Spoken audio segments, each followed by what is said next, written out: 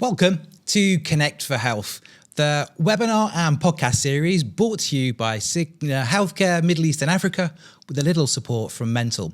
Each month we bring experts into the room to help you live a more healthy, empowered life. I'm Scott Armstrong, I'm the founder of Mental, and as always I'm joined by my fabulous co-host, Mesa Al-Kafaji, the Head of Government Affairs and Strategic Communications at Cigna Healthcare. As always, if you're joining us live, this is exclusively for Cigna Healthcare members, and you'll be able to put your questions in the chat box and we'll answer them live with our experts. Plus, we'll be asking you poll questions. Get involved. It's interactive. We want to know how you feel on today's topic. And today's topic is a corker. Around the world, we have a financial cost of living crisis, and our finances and money are one of the things that are keeping us awake at night around the world. But what about here in the UAE? Well, I'm delighted today to be joined by a guest who is no stranger to this topic, being a chartered accountant for more than 2 decades. Carol Glynn of Conscious Finance Coaching has helped countless people transform their lives with her education and her campaigning work. And she's also a 3-time winner of the Mental Awards. Carol Glynn, welcome to Connect for Health. Thank you. Delighted to be here. As we were saying, lots of people around the world are losing sleep around finances. And actually, Mental and Cigna Healthcare, we always work together on the Cigna International Health Study 2025. And the UAE data showed that financial stress was the leading cause of stress for people in this country. It seems like an obvious question, but we'll start with a kind of helicopter view.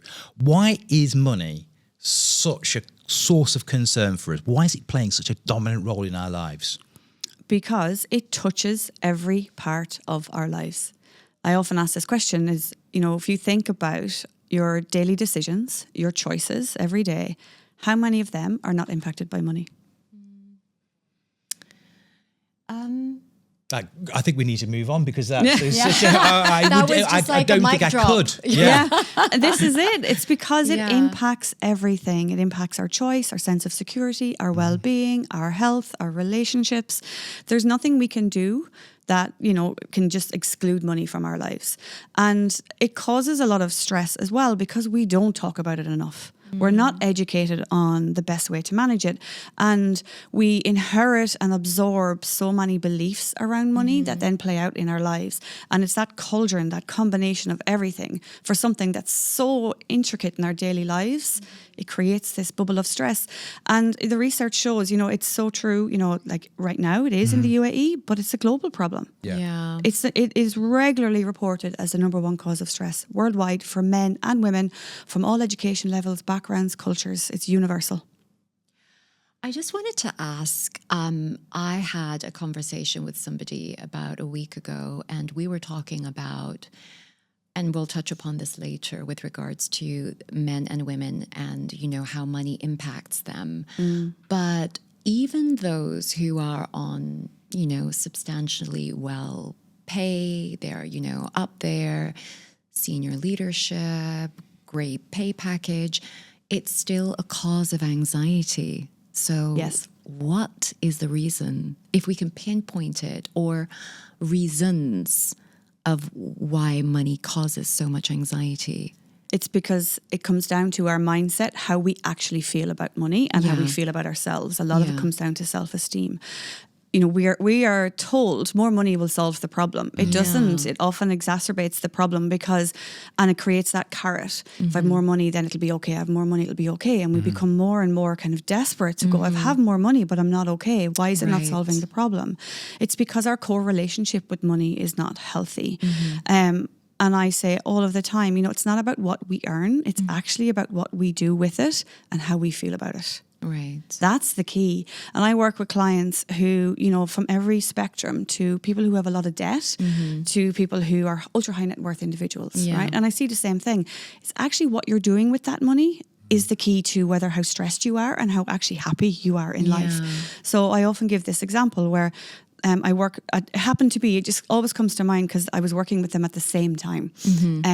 One family who were earning a certain amount of money that someone might say, okay, that's quite average, that's okay. Single, she was the breadwinner, single income household. They were investing, they were very, working on their money mindset, their plans, they were very conscious, intentional with their money. And at the same time was working with another family who were earning multiple six figures, super stressed, fighting about money all of the time. And it's because they weren't intentional with their money. They weren't conscious with it, and they were just throwing money at the problem, and it wasn't solving the problem, and that was compounding the stress. Right. So really it comes down to money itself does not solve the problem. It's what you're doing with that money, how you're living your life backed up by that money. It's not necessarily problem solving, but helps you live a happier life. But then that is also why you actually provide that conscious awareness of how money impacts and how you approach money and how you deal with money. Yeah. So it's kind of like a holistic kind of... It's very holistic. It has to, you cannot have one without the other. Yeah. Financial literacy is amazing. High earning is fantastic. I'm not like, oh, don't earn lots of money. Earn as much money as you feel will give you the life that you want to live. That's the key. That's enough, because that's another problem we have. We are not taught to learn how much is enough. Go for more, go for more, go for more. I'll be happy when. It'll be better when. I'll feel successful when. But that's an outside job. We need to come back in. So it's looking at what is actually the right amount of money for you to live the life that you want to live. Essentially what I do is help clients come back to using your money in line with your values. Do you know what's important in your life, and are you putting your money behind it? Is it aligned? Because if you reverse that, I'm living my life in search of money because that's the goal, then it's a hamster wheel that will cause stress, and it's very hard to get off. So, but even if you earn an abundant amount of money, and of course that's relative, right? So what's a huge amount of money to one person is nothing to someone else, right? So that's a very personal thing. But if you, what you need to know is what you're going to do with that money. What is the purpose behind that money? And then you'll actually be less stressed. Yeah. And it actually, interestingly, energetically tends to bring in more money when you're feeling more settled and grateful and happy with it. Because you're receiving it. And that's a big thing, especially for women, the ability to receive and hold money and feel safe. Because a lot of high earners that I work with, to your kind of original question, they earn a lot of money, but they don't feel safe with it. They feel very stressed because they're terrified it's going to go away. Wow. There's a lot of imposter syndrome. What if this... And then there's a sense of, now we've built a life around this and I feel the responsibility of it and I feel trapped. But it's not bringing me happiness. We're not living the life we thought we would.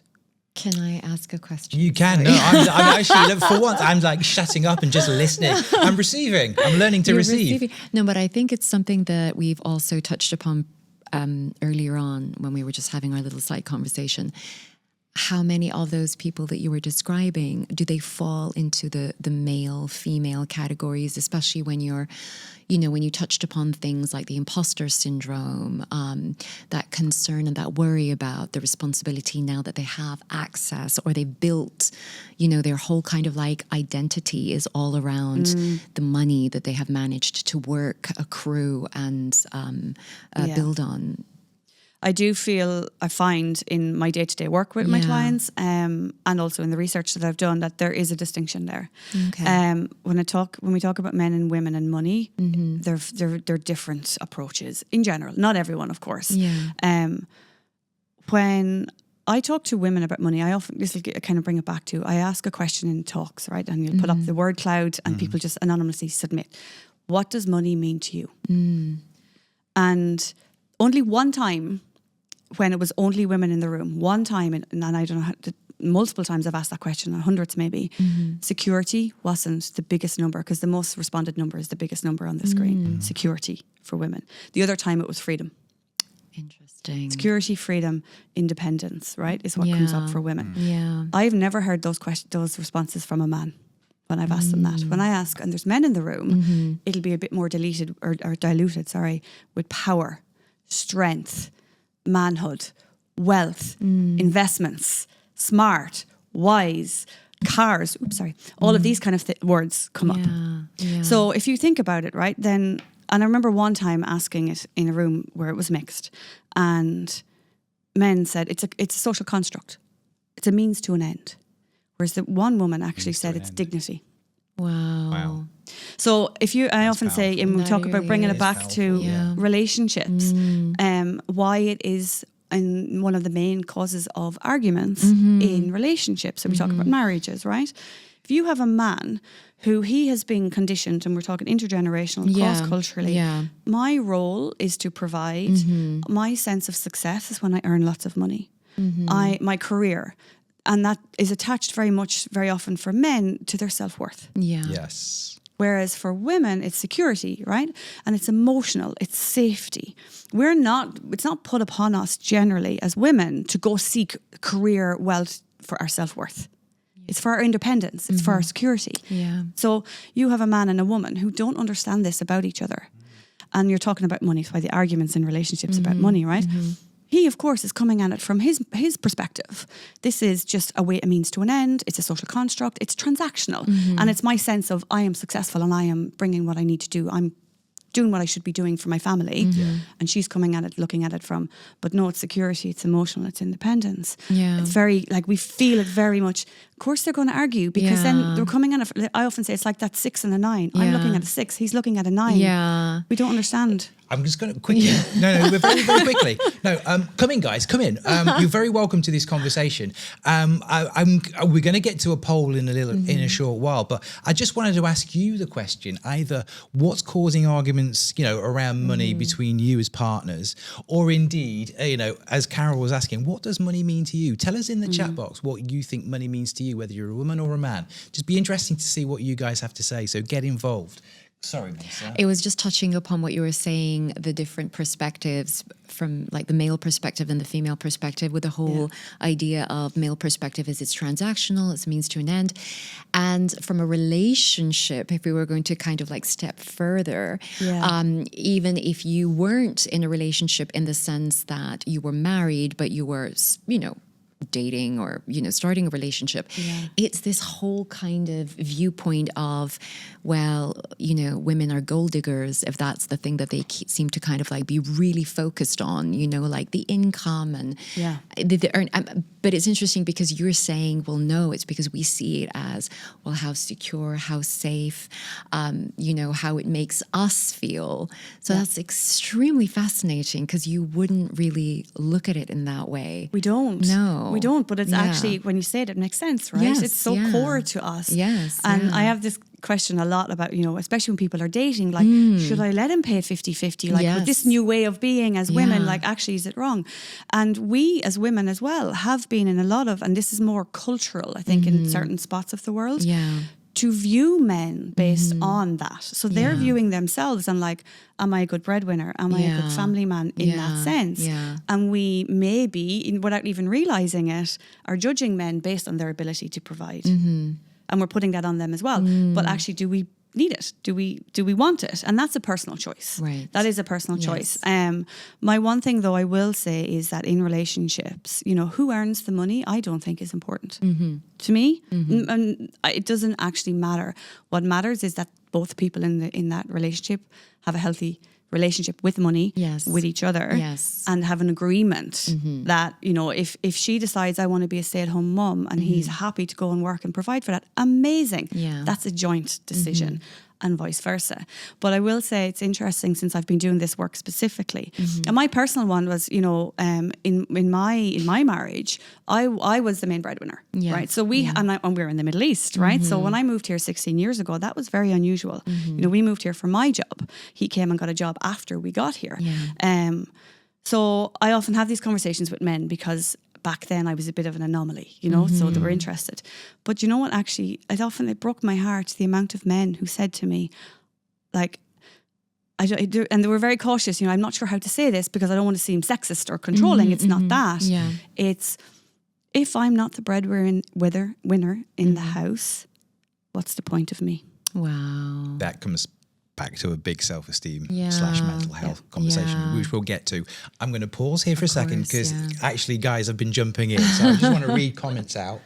Firstly, Mohammed, yes, this will be available as a podcast. It will be on our YouTube channel. If you search for Connect for Health on Cigna Healthcare's YouTube page, it'll be there. It'll also be on Apple Podcasts and Spotify. So yes, we've got you. So what we've got, Nuru, thank you for your comment. I'm a woman. Money represents security and safety. So absolutely backing it up. Cedric, money is a tool that allows me to live the life I want. Does that represent a good relationship with money? Yes. Yes. Very much. Well done, Cedric. Yeah. Osagi, money means provision for my family and others I care about, and to contribute to the need of others. And I'm a male. I think that sounds like that sounds like a great answer. Osagi, Yes. thank you very much. I hope I pronounced your name right. Osagi. Mohammed, money means stress relief. In now, a person can do what they want in life rather than be forced to do a job every day. So that's kind of like financial freedom. That's Yeah, financial freedom, which freedom. we'll come on to in a bit. And morning all. Oh, you're coming in. Money means independence and freedom. I'm a woman. Vandana, thank you. Arjun, money represents choice for me, which is interesting. And I have a question for the group. How can I create a budget that actually works? Is there a common framework to adopt? We'll come on to some of the practical tools in just a little bit. Yeah. I wanted to come back almost like to the first principles of where we came in this conversation when you were talking about that money mindset, because so many of us who are here in the UAE and in this region kind of move here to work and to earn. We kind of work to better our lives. We're coming for jobs. It's very easy to get caught on that hamster wheel. And I can imagine so many people are in the, and often as well, the only way to get more money is to kind of work your way up, take promotions, sometimes be promoted into spaces where you're not particularly comfortable. You take on more responsibility, and then you can get trapped on that wheel of chasing the money. Yeah.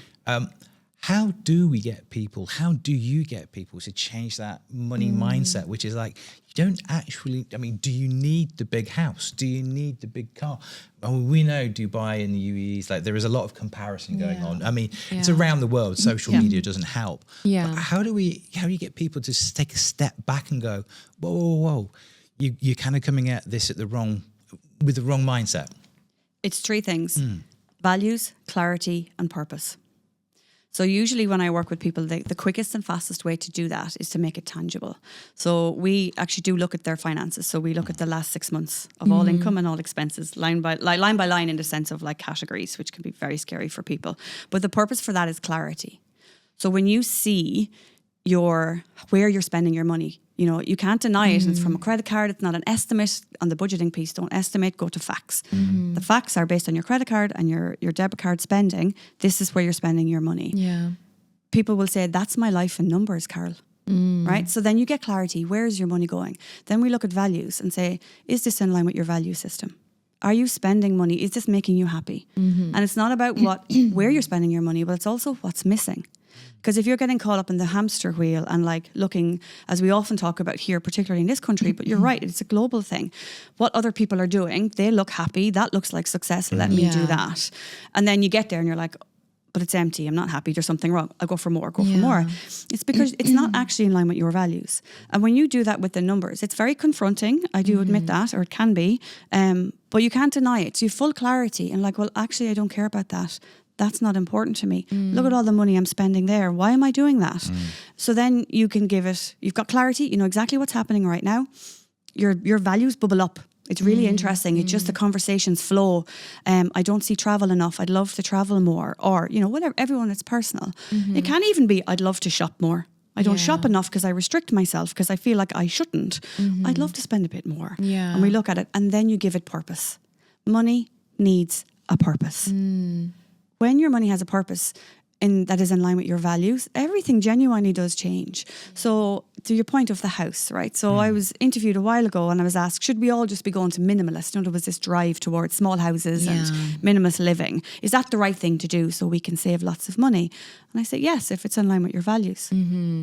Because if you put someone into a small house and they are miserable, they're saving lots of money, but they're absolutely miserable, then that's not the point of money. No. Whereas if you put that same person into a bigger house, they might be saving less, but they're really enjoying that house. They have family over. It's in line with their values. It's comfort. It's a nice space. They like pretty things and they like to feel at home, and they're using their money in that way. Might be saving a bit less. They will live a much, much happier life. So it's that purpose. What is the purpose of your money? Is it financial freedom? Is it to live a life that you want to live? What is that life? Align your money with that. And then it takes away the pressure of always being wise with money, of always to having the right decision. And this is where women particularly will ease into that much easier. Because that feels like, because we tend to also be much more comfortable with spending the money in the now to create the lifestyle now, and we defer the bigger picture. Whereas men will kind of sit with that a bit longer to go, okay, that's great, but what about the bigger picture? You know, I need to do both. So it's working through that, and it's a process, but you have to be really honest with yourself and how you're living your life. Because I often say, like, the money, with me, it's as much about your value system and how you want to live your life as it is. Sometimes people will think it's all financial literacy. Stop spending. Well, that's fascinating, because we're not actually talking about currency. We're not actually talking about a savings account at this stage, or a budget, or an Excel sheet, or anything like that. That conversation around values, which is actually emotional and somewhat intangible. How often? I guess, like, how often do we actually stop and go, what are my values? You know, and I think in this, you know, hectic world that we're living, how many people do you see that have not even thought about their values? No, and I was even thinking about what you said, which was core, is that you have to be intentional with your money. How many people, if you were to just have that conversation, will actually stop and think and pause and realize if they are intentional or have been living their lives thus far in an intentional way? No. Like, probably one of the most common things, clients come to me and they'll say, you know, I don't have the lifestyle, you know, especially when we're in Dubai, we can be a little bit like we need to justify ourselves. I don't go crazy on the handbags. I don't go brunch every weekend, but money just seems to fall through my fingers. I don't understand where it goes.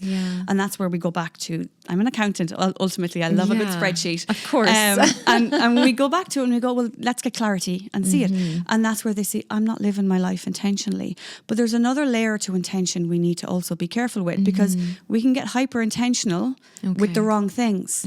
I'm going to super save. I'm going to save as much as I possibly can. There's this age-old thing here as well. It can be spend very little, save as much, go home and buy a house. I mean, maybe 15, 20 years, like when I got here first, that was all the talk. Take advantage of the tax-free environment. But now obviously that's changing as people are staying longer. But I'm going to save, or I'm going to invest. But again, if that's not feeding your life, it's not that actually in line with your values, that intention is misplaced. Right. It has to be, how do I want to live my life? And I advocate for living now while also preparing for the future. Get super intentional behind that, because the clarity around your values, the clarity around your money and the purpose behind it, and then intention actually becomes really easy, becomes natural. So much I could say, but I'm not going to right now. I'm going to bring you guys in, and I can see some questions coming in, and I do want to prioritize those, but we'll go to our first poll first, and we'll crowdsource your thoughts on that one, and then I'll bring a couple more questions in, and then we can carry on the conversation. So, good question, this one. What causes you the most financial stress? Is it monthly expenses, rising rent, school fees? Is it saving for the future? Is it debt or loans? Is it a lack of financial planning? Is it not sure where to start? And I feel like we should have an F, which was all of the above. But monthly expenses, saving for the future, debt or loans, lack of financial planning, or not sure where to start. And while people are just responding, hopefully you can see the questions on your screens. What would you expect that to be? What causes people the most financial stress when you're seeing them? It really is very individual. I think the number one would be feeling out of control. That not knowing where to start. That not knowing where to start. Or that feeling of money's falling through my hands and I don't know what to do. The other one would be having debt. And especially credit card debt here. Which is very easy here as well, isn't it? Very easy, too easy. And it's very, very expensive here, which I've realised that a lot of people don't actually realise that it's significantly more expensive here than most of our home countries. And that's why I often refer to it as like financial quicksand. You feel like you're constantly fighting it, throwing money at it, but you're sinking further. So I would say not having clarity is ultimately not knowing where to start, and having debt is really, really stressful. And then what underpins both of those is your mindset. Yeah. I wanted to actually talk about how often you see the impact of these monetary issues at a family level. So how this would impact a family environment, parents, how that spills over to the children. Yeah. I'm going to bring the results of the polling first, right. just so you know what people were saying. And thank you for voting. Really appreciate you taking the time. Saving for the future. That security, the biggest one, 42%. And then when we break it down, it's monthly expenses, 20%, a lack of financial planning, 17%, and actually less than 10% on debt alone. So obviously you're doing doing well. Congratulations. And I did actually, I'm glad that came up, because I had that in mind to say saving for the future is particularly poignant here.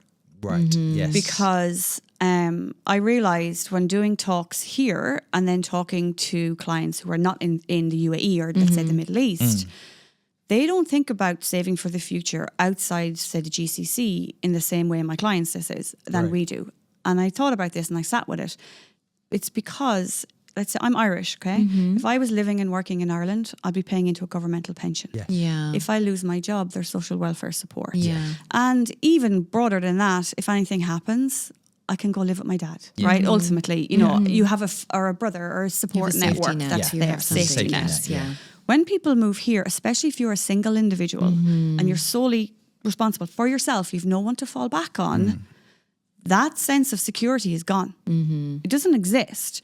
And there's a lot more talk here about planning for the future, because if you stay, and more people, like we were saying, is staying here long term, we don't have those pensions, governmental pensions to fall back on.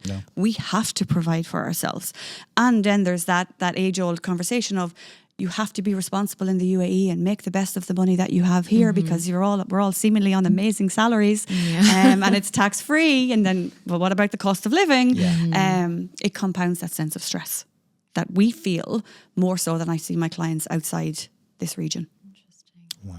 Let's come back to your question around family, around children, because it does connect actually as well to some of the questions that are coming in. So I'm going to give Maester a shot, and then I'll ask your questions. Thank you very much. Yeah, so just going back to some of the experiences that you may have, had dealing with financial issues and stress at a familial level, how it impacts all the individuals in a family setup. Yeah, and it does. It impacts everybody. Yeah. So 2 pieces here, and I'm going to say them out loud so I remember. One is the couple and the family, and the other is the children. Yeah, right? the children. So I work with a lot of couples, and it's great. More and more, actually. The longer I'm doing this, more and more couples. And they both present, so they're both usually yes and no. Okay. So when I say work with couples, I'm talking about when they're together. Yes, when they're now together, I do have sometimes where one individual presents, and that is usually because the other person is not willing to get involved in the conversations, or there's something more toxic going on there, and the person is working on planning their finances for a future decision. Okay. So if we go back to when the couples come together. Yes. And this is where the dynamics of the male kind of perspective and the female perspective often come on. And don't get me wrong, sometimes that can flip. You know, the female can present with like money is this and men. But in general, it is that kind of traditional role. And consistently, they will tell me they cannot relate to each other when it comes to money, and it's the cause of stress in their relationship. And that is why they're here. Right. Because when they try and talk about it without the independent support of me, because, I'm the accountant and I'm also, I've coaching, training. So I've that skill set. I'm the kind of middle person to help manage the emotions and help them see things from each other's perspective. They fight. And actually something you said earlier, Scott, that reminded me, when I talk about with couples, I will often say, if you're doing this by yourself, like not say with me in the room, before you go near a spreadsheet, as much as I love them, ask each other, what does money mean to you? Yeah. This connects directly to a question actually Jean's asked on the chat, which was like, and she's asking, or it might be Jean, so it may be he, sorry, for newly married couples. Yes. But this is the thing, what is the advice you can give them in terms of talking about finances. So I suppose this applies not just to newly married couples, but to all couples. Everyone. And actually, ideally before you get married. But if it's after, which very, very few people do. So don't feel bad if you're 10 years into your marriage and you've never talked about this, because that's extremely common, or longer, is actually forget about the numbers, forget about the spreadsheet, forget about those big picture plans. Talk to each other about the emotions around money. Yeah. Like, what does money mean to you? Yeah. What was your life growing up with money? Like, just being really, really curious with each other's mindset and feelings around money. And couples tell me when they do that, it is an eye opener for them. And again, because I mean, we sometimes, I see it more maybe because I talk to more women.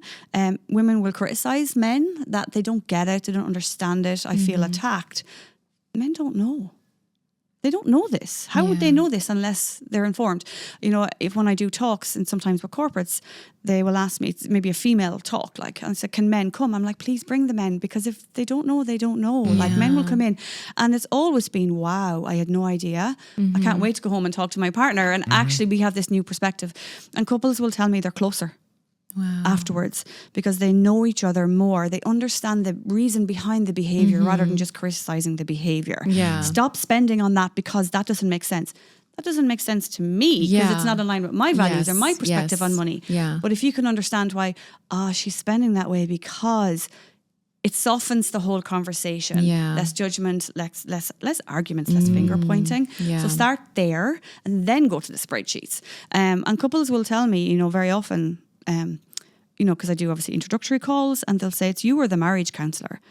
I was going to ask at what point, because I would have thought that for them to present to you, they would have identified that the root cause is, you know, the finance, the money, the inability to work around it. But it's like, whose door do you knock on first? And that's it. And when they can get that specific, and a lot of couples will say, you know, our relationship's amazing and we're so happy until we start talking about money. Interesting. And that's why then they come to me to say, okay, how can we do this?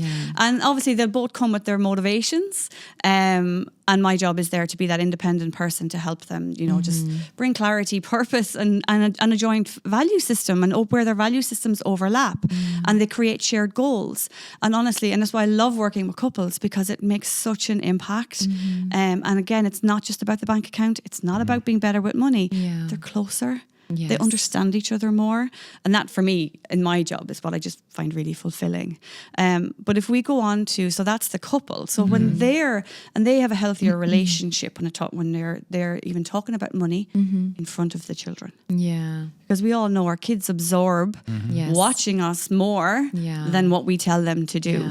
So I very regularly get asked, can you teach my children? Can you work with my children about money? Because I can see the scarcity mindset coming out. It's my scarcity mindset coming out on them. It's projected, It's projected and they're absorbing it. Or and the flip side being, you know, we're very wealthy, we've done very well in Dubai, and I don't want my kids to grow up spoiled. I want them to appreciate money. I want them to have a work ethic.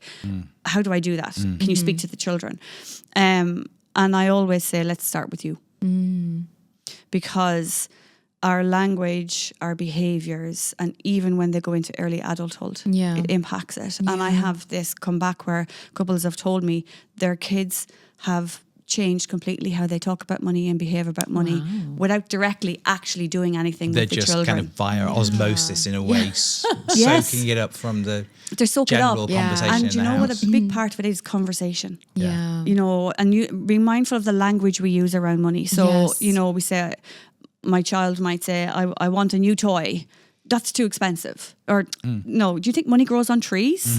Or don't be greedy. Right? We all do it. Particularly right now, this time of year for some expat families around now. The gifting season. The gifting season and the stress of December. You know, we can't deny, because then a lot of us as well in December, again, not unique to here, but different to maybe some of our family members back home. We have the stress of the traditional present giving and making that a special season, and then travel on top. Yes. That they don't have. And travel is expensive. That's true. So we have a lot more things to consider. So just being mindful of your language around your children and just being honest with them. But first we have to do that for ourselves, because very often we say that we don't even know what we're saying. We don't register it. So working on your own language. And then if it is a case of, if there's a limited budget, we can't pay for that thing right now, rather than saying we can't afford that. Because then kids will often go, oh, are we poor? Or is there a problem?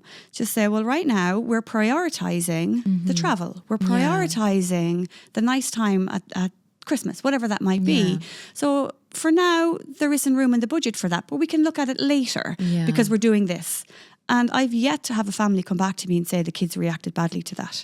They actually go, oh, okay. And then they start coming with ideas, and they stop asking, and they start understanding the prioritization and the purpose and the value around money themselves. That connects actually directly to Cedric asked a question, which is kind of like, how can I set my financial barriers and communicate them to family and friends? So it's not just for your children, but also, how do you, because obviously there is a lot of peer pressure and a lot of social pressure to go out to the brunches and to do all that sort of thing. It's difficult. The birthday dinners. That's one of the toughest ones. But it comes back to, first of all, do the work yourself. So getting that clarity and having a purpose for your money is really powerful for that. And that purpose, when I say it, has to be something that you're really emotionally attached to. So an easy one would be financial freedom, right? So in this example, let's say this person is planning to retire at 50. And they have done out their budget, if I don't like that word, but we can come back to that later. They've done their budget and they're planning to retire at 50. And that means that they are dedicating a large amount of savings to that purpose, right? So they're very excited about that. Then an opportunity comes up, like a brunch or a travel or something that's going to derail that. Now, if you didn't have a purpose that you really care about, and you might have, this is where money falls to your fingers, especially if you are in a situation where you do have a nice amount of money, you're quite comfortable. There's no reason not to do that. You'll just go, oh, okay, why not? I might as well. They're doing it. Sounds like fun. It's back to that, like almost keeping up with the Joneses, right? You've no reason not to. But if you sit with that and say, I'm not interested in going for brunch, is a low-hanging fruit example here, but I'm not interested in going for that brunch. I'm only going because they've asked me and I kind of feel like I'd like to see that person. But actually, if I spend that X amount of money, no, I would rather put that money towards my financial freedom in that example. And you can do that because your purpose is important. And then you come up with an alternative and you say, look, I'm not going to meet you for brunch, but I'd love to see you. Can we go for breakfast one morning? Or let's go for a walk? Or shall we go to the beach? Because I want to see, because generally those things are connection, those social interactions. We want to maintain that value. And again, you cannot control what other people feel and say and think. They're going to do what they're going to do. So when I'm talking about, your own family and friends, whether you are comfortable to sit with them and go, this is what I'm doing. So I'm not going to be going to these activities every weekend and when you deliver that message, because you thoroughly believe in it, and you're talking energetics of like, it's not open for discussion. They're a lot less likely to push back. Whereas if you go, oh, I don't think I can because I'm thinking about doing this. And they're like, but that's, go on, don't worry. It's so much fun. You can deal with that. What are you worrying about? Because you're not solid in your conviction. They're two different conversations. So it has to come back to being clear, setting a purpose, and then being solid in your conviction of that. And that's why I was saying financial freedom for that example is, you might say a pension, right? I want to retire. But I've had one person in all these conversations say to me, I'm really excited about retiring, as in the concept of retiring. Most people are like, oh, it's another adulting thing I need to do. I don't even know what it means. It feels heavy. It's draining my money for some future thing. Whereas when I say financial freedom, people are like, that's where I'm working because I want to, not because I have to. They're like, that's amazing. I will do. How you frame it. They're the same thing. While we're talking about family and friends and family, there's just a really interesting point that Ijaz, thank you for your comment, he's posted in. I inherited my desire for financial freedom from my father. He saved as much as he could to the extent of not spending on opportunities to bond with the family. I suppose it was easy for him to sacrifice that, but as children, I feel I missed out on a lot of things in my childhood. That's a really complicated question because it's kind of like we've got parental guilt in there. We're trying to save money. But again, this kind of comes back to the values within the family. Yes. But again, like bonding doesn't necessarily have to cost a lot. Doesn't have to cost money. No. I mean, there's a lot of layers to that. It doesn't have to. But that is a very, I'd say, like the generation before me and maybe 2 generations before, especially if you're coming from a situation where maybe your parents, your grandparents didn't have a lot of money. And their motivation and their value system might have been, it's security and it's maybe paying for your education. Yeah. So I would, rather than sitting with, my dad didn't bond with me maybe, talk to him if he's still here and say, what was your motivation for doing that? What was your purpose behind self-sacrificing maybe for this money? Because we can assume it was like being tight or greedy or, you know, actually, but usually there's a good reason behind it and it's selfless. And making peace with that, and that's their decision, but then taking it to your own life and going, rather than going the opposite way, because sometimes we can retaliate against that and say, I'm going to spend all my money on my kids because my dad didn't spend any money on me. And just being careful to not go to the extreme, to go, okay, well, what's actually important to me and how can I use my money to make sure that my kids feel loved and that I feel like I have a connection with them while also doing everything else. And I'm not saying that was, you know, that was in fact the scenario, but I also read it in a way where, and it took me back to some of the, you know, some of the childhood that not necessarily my own, but I had also had kind of like access to from friends where their fathers were never around because they were earning and because they were trying to provide and have a certain standard of living. It meant not having that connection and that bonding. Because even though as a child you don't see it or you don't understand and process it as such, when you, as an adult, you understand that they were doing it because they wanted to make sure that you had a home, a roof, you know, ability to go off and study at university, but you still would like to have had those moments where they were always around on a weekend or they were just there to go on a walk with, you know, that kind of thing. And that's why this whole thing about bringing it back to your values and how much is enough is so important. Yes. And it comes back as well to that, you know, intergenerationally where men were conditioned, their job was to bring in the money. Yeah. And I've seen this in divorces as well through like my, you know, work and whatever, where in that actually it happens, and it's not just the kids, it's the partnership where he gets the shock of his life when she leaves because he's never around. So the relationship disintegrates and he's surprised because he's like, I'm doing what I'm supposed to do. I'm working hard. I'm providing the money. What did I do wrong? And so it's actually, we criticize in that situation, but actually it's coming from a good place of what they believed was the right thing to do. And that's why it's always bringing back to yourself, what am I doing? How am I earning my money? What am I doing with my money? And is it actually building the life that I want to live? That's the key piece. So it sounds quite individualistic, but we have to start with ourselves and then we bring in everyone around us. I mean, I've been working on my values over the last few years, but I remember figuring out that I, as a parent, wanted to be around for my daughter more. And thankfully now the job and the life I've built means that I can spend a lot more time. But you did see like so many guys, either my age or a little bit older, you know, approaching retirement age. And then they'll go, hi kids, I'm available. By which point their grown-up kids are turning around going, well, sorry, Dad, you missed it. You know what I mean? So it is that kind of, there are people out there, again, coming back to that values, I just don't think people have stopped to go, what are the values? You know, it's just the rat race. It is, and that's where it's being clouded by money is the answer. Where actually, no, money is just the fuel, money is the energy. It's been given too much power. It's been given way too much power. And there is that that phrase, whereas money is an amazing servant, but a terrible master. Yes. Nice. And we have to flip. We let money be the master that one, too long. Again. we let it be the master too much. We could talk about this all day. I can see that we're getting into the sort of last 15 minutes. So perhaps we'll just change gears and look at practical tools a little bit more. So this is the ideal opportunity to bring in the second poll, which is what financial skill would you most like to improve?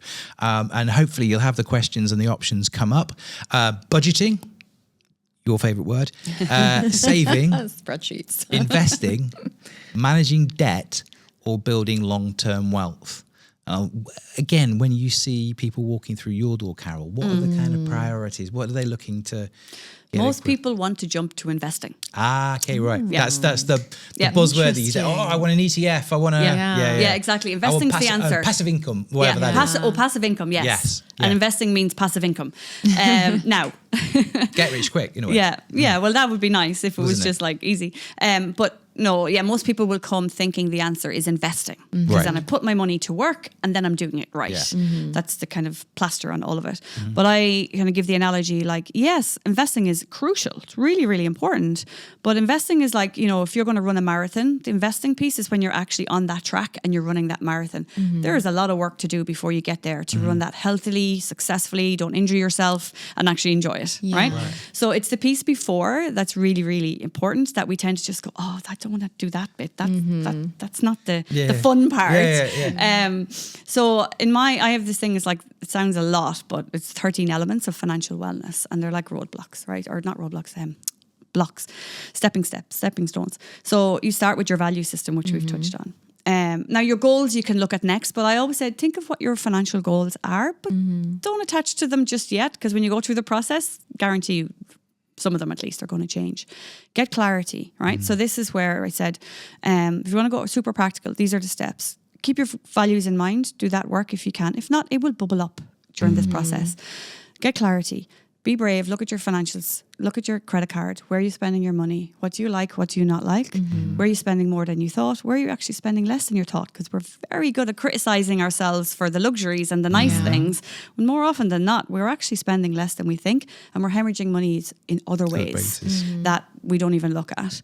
Then create, once you have that knowledge, because then there's no denial, there's no black spots, and you have to do it. We can't run spreadsheets in our brains. You have to take out a tool or a spreadsheet to actually do that. Invest that time. I promise you it's worth it. Then we go to budgeting, or as I prefer to call it, a cash flow plan. Okay. Right? So people often ask me, what is the best way to do a cash flow plan? Or budget. But budget feels restrictive, right? It's like a money diet. I've done something wrong. It is. It's a money diet. It's a money diet. No, and that's not fun or motivating. And if we talk about sustainability, I think someone asked, like, how do I create one that sustains?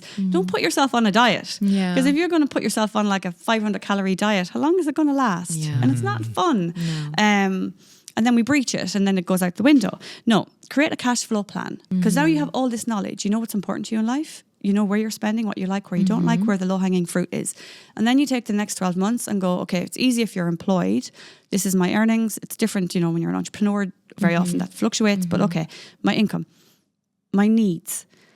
A good rule of thumb to start with, up to 50% of your income can be dedicated towards your needs. So your needs being your housing, your electricity, your mobile phone bill, things you need. Okay, mobile phone, you might argue, but society we have to live, to function. Okay. Right? Kind of unavoidable.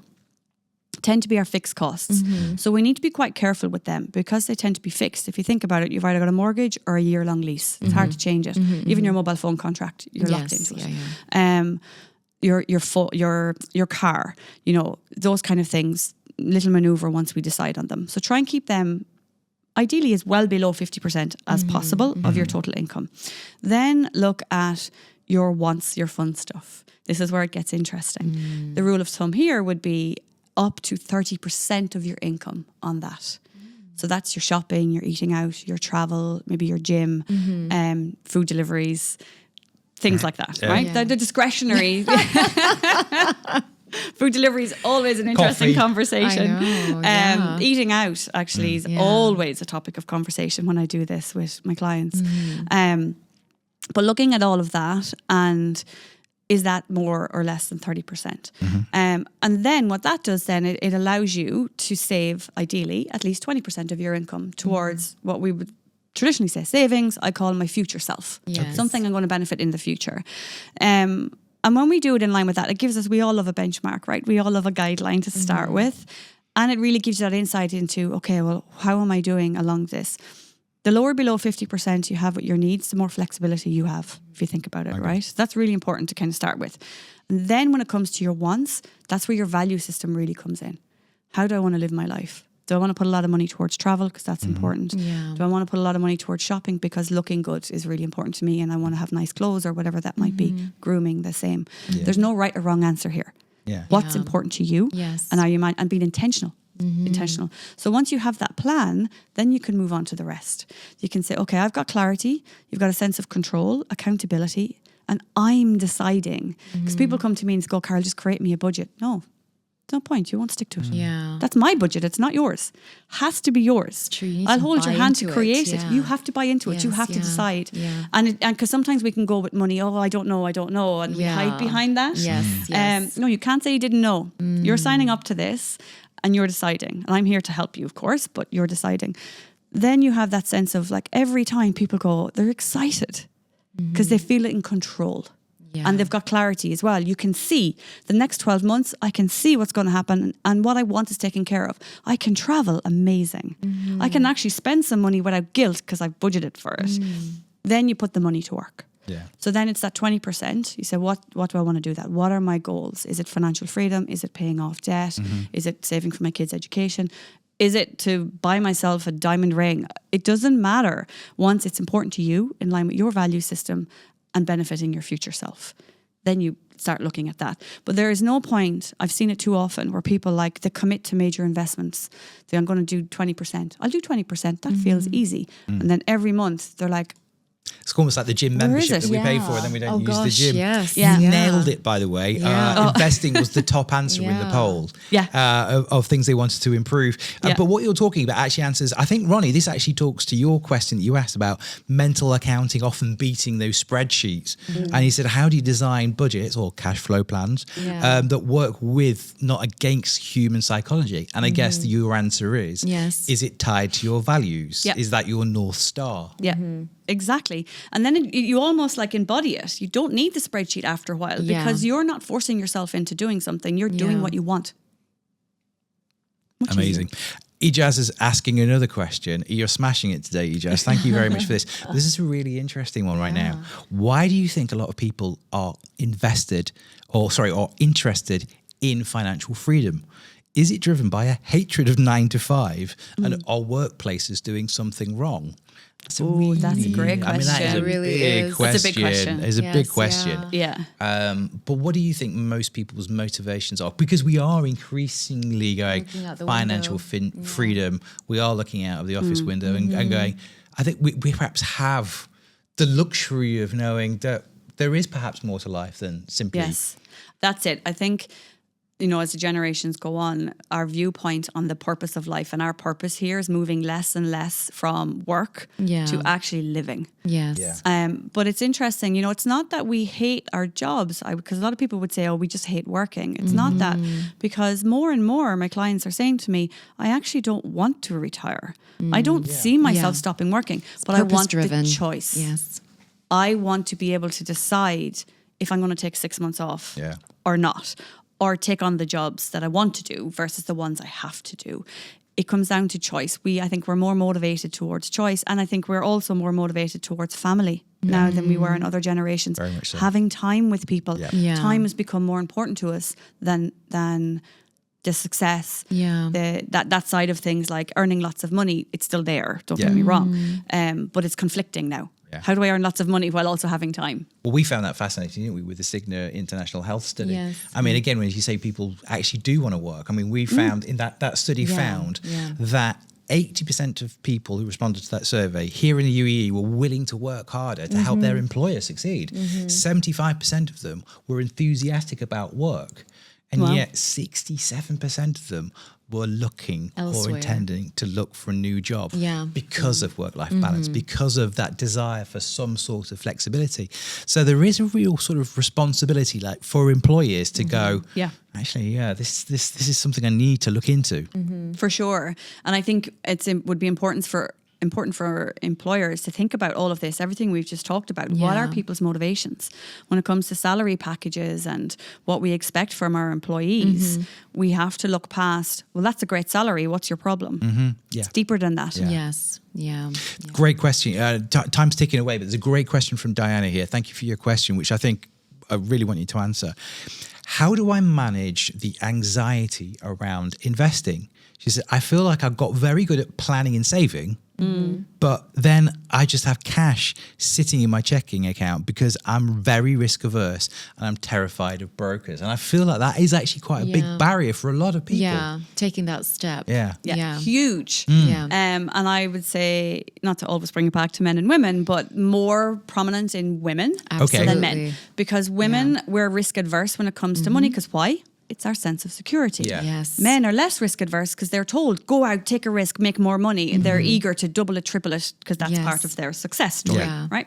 So, but again, not all. Because I work with men and women who talk about this every day. First thing is, which is great. So by the way, well done that you're saving a lot and are you saving an amount of money. I find that people will say, but it doesn't bring me security. Where's the sense of security? Where's the sense of achievement? I have all this money in the bank. It's supposed to make me feel good. I'm supposed to feel successful. It doesn't, because it doesn't have a purpose. It needs a purpose. So in this case, what I do is we take that person's pot of money and we give it a purpose. And the first purpose is generally, what is your, traditionally called your emergency fund, your rainy day? I call it a cash cushion. What's your cash cushion, right? Especially for women, this is really important. Much of that is a money set aside for no matter what happens in life, good and bad. It doesn't have to be a disaster because energetically, why would we want to have a pot of money that's there for a disaster? Exactly. We want a pot of money that's there for to soft landing when life happens because we can't control life, or if an opportunity comes, or I want to leave my job because I hate my boss. I've got money. I can do it. I've choice, right? How much is that? Park it. Then what's the rest of it for? Long term, short term. What's the short term? Might be I'm buying a house in 2 years and I need a deposit. That pot, that's separate. That has a purpose. I'm buying a home. Or I'm going on a holiday next year and I want to just put money aside for it, whatever. Long term tends to be financial freedom, retirement generally, right? So now you've got 3 pockets. Now the investing piece in this tends to be the long term financial freedom piece. When it comes to investing, I have one rule. You need to understand it. If you are talking to a broker or an advisor or whoever, and they might be the most amazing broker in the world, and they're very authentic and qualified and special and amazing, but if they're getting you to invest into something and you're putting your money towards that, especially if you're from the situation of my money is my freedom and my security, when you go to bed at night, and that comes to mind, if that thought of that investment does not make you go, oh, I'm excited to see there, or yeah, I'm good with that, and actually helps you sleep, it's not worth it. Okay. It's not worth it. When you put in the time and effort and find someone who will teach you if you need that, or someone who, that broker, will sit and talk you through, this is exactly what it is, these are the consequences, to the point where you go, okay, I completely understand what this is. I feel confident and do it, then it's easier to invest. Because the pullback with investing is when we don't understand it and we think it's, what if it goes away because I don't know what this is. And also, you mentioned ETFs. It is, I guarantee you, it is significantly easier than you think, if you've never done it, to learn what an ETF is and to do it yourself. Even if it's $100, 100 dirhams.